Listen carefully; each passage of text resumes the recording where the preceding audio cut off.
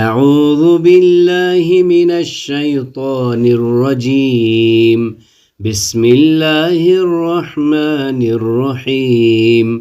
اللہ تعالیٰ کی توفیق سے سورۃ عبس کا سلسلہ جاری ہے۔ آیت 16 تک ہم نے دو موضوعوں پر بات کی۔ پہلے وہ خاص واقعہ تھا جو حضرت عبداللہ بن ام مکتوم کے بارے میں تھا، اور اس کے بعد ہم نے جانا قرآن کی عظمت کے بارے میں۔ آیت 17 سے وہ بد دعا شروع ہوتی ہے جس کے بارے میں ہم نے جانا قتل الانسان ما اکفرہ، اللہ کی مار ہو انسان پر کس قدر وہ ناشکرا ہے، خدا کی مار ہو ایسے انسان پر وہ کتنا ناشکرا ہے۔ من ای شیء خلقہ، حالانکہ اللہ نے اسے کس چیز سے پیدا کیا۔ From what substance did he create him?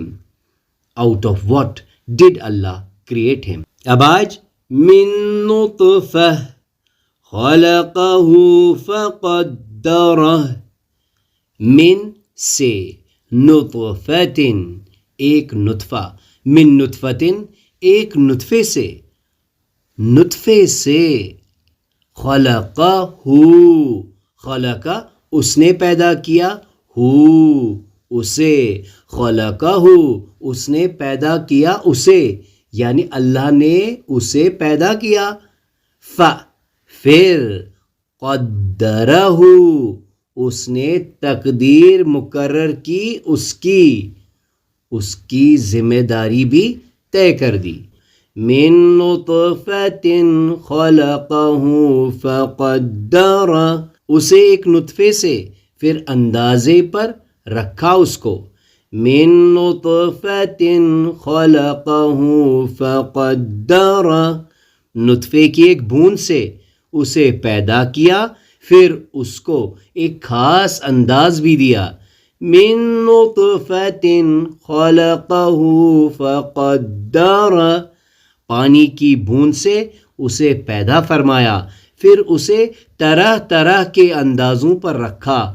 من نطفۃ خلقہ فقدرہ، ٹپکے ہوئے حقیر پانی کی ایک بوند سے اللہ نے اس کو پیدا کیا اور پھر اس کی تقدیر مقرر کی۔ من نطفۃ خلقہ فقدرہ، پانی کی ایک بوند سے اس کو پیدا کیا، پھر اس کے لیے ایک اندازہ ٹھہرایا۔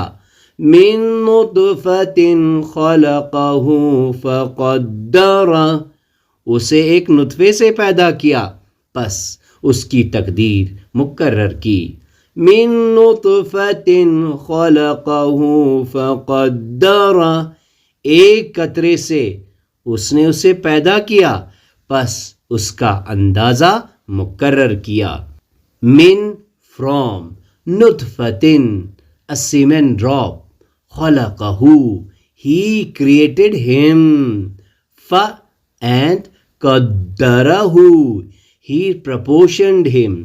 من نطفۃ خلقہ فقدرہ، from a droplet he created him and enabled him۔ من نطفۃ خلقہ فقدرہ، from a sperm drop he created him and destined for him۔ من نطفۃ خلقہ فقدرہ، out of a sperm drop did he create him and then determined a measure for him۔ من نطفۃ خلقہ فقدرہ، ٹپکے ہوئے حقیر پانی کی ایک بوند سے اللہ نے اس کو پیدا کیا اور پھر اس کی تقدیر مقرر کی۔ اس سے پہلے ہم نے پڑھا قتل الانسان ما اکفرہ، مارا جائے انسان وہ کس قدر ناشکرا ہے۔ من ای شیء خلقہ، اس نے اسے کس چیز سے پیدا کیا۔ من نطفۃ خلقہ فقدرہ، ایک نطفے سے اس نے پیدا کیا اسے، پھر اس نے تقدیر مقرر کی اس کی۔ یعنی اس شخص کو تکبر اور ناشکری کس طرح زیب دیتی ہے، جسے اس کے بنانے والے نے منی کے ایک حقیر قطرے سے پیدا فرمایا، پیدا کرنے کے دوران اس کی ہر طرح کا اندازہ مقرر فرمایا کہ اتنی مدت نطفہ رہے گا، پھر علقہ، پھر مضغہ بے روح، پھر جاندار اور خوبصورت انسان بنے گا، پھر اس کی ہر چیز اندازے کے ساتھ بنائی، کوئی چیز بے ڈب نہیں، پھر ماں کے شکم ہی میں وہ سب کچھ فرشتے کو لکھوا دیا جو اس نے زندگی بھر کرنا تھا۔ فقدرہ میں تینوں چیزیں شامل ہیں۔ من نطفۃ خلقہ فقدرہ، نطفے کی ایک بوند سے اسے پیدا بھی کیا، پھر اس کو ایک خاص انداز بھی دیا۔ یعنی ذرا یہ لوگ اپنی اصلیت پر تو غور کریں، جب یہ دنیا میں آئے تو کیا ان کی سجدج کا یہی عالم تھا؟ ان کے خزینے لال و جوہر سے یوں ہی پر تھے؟ کتنے کم ظرف ہیں یہ لوگ!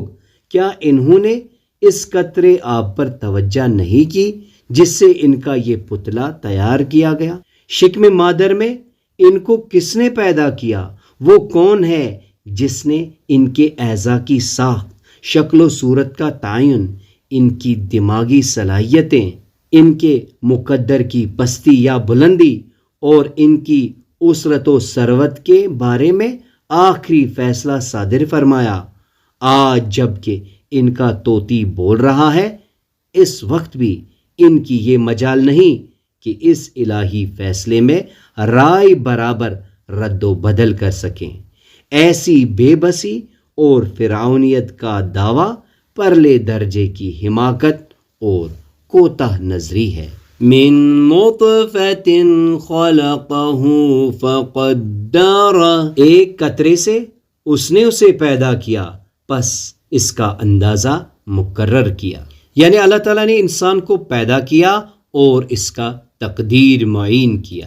نطفے سے پیدا کرنے کے بعد اس کی شکل و صورت بنائی، ایک ایسی جگہ میں رکھا جہاں وہ بے بسی کی حالت میں رہا، پھر اس کے بعد اس کی تقدیر لکھی۔ تصور، دعا اور احساس کے ساتھ پریکٹس کیجئے۔ من ای شیء خلقہ، اس نے اسے کس چیز سے پیدا کیا؟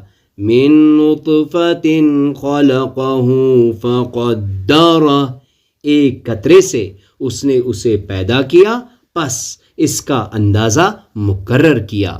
From a droplet he created him and enabled him. From a sperm drop he created him and destined for him. دعا کے ساتھ ہی گزرے ہوئے کل کا احتساب اور آنے والے کل کا پلان ہونا چاہیے۔ آئیے دعا کرتے ہیں کہ اللہ تعالی ہمیں اپنی تخلیق پر غور کرنے کے بعد اللہ کی بارگاہ میں شکر کرنے کی توفیق عطا فرمائے۔ اللہ تعالی ہمیں ہدایت دے۔ سبحانک اللہم و بحمدک، اشہد ان لا الہ الا انت، استغفرک و اتوب الیک۔